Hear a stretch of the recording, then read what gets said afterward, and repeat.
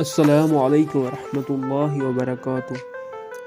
سکون کسے کہا جاتا ہے؟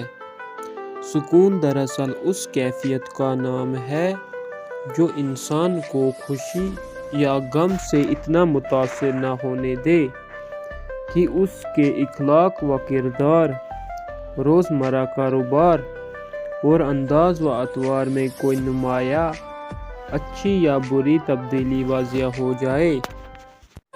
انسان جب بھی بے حد خوش یا غمگین ہو جاتا ہے تو وہ پٹری سے اتر جاتا ہے، وہ ڈگمگا جاتا ہے، ایکسیڈنٹ ہو جاتا ہے، اور ایکسیڈنٹ کے گھاؤ کو بھرنے کے لیے بے حد صبر کی ضرورت ہوتی ہے۔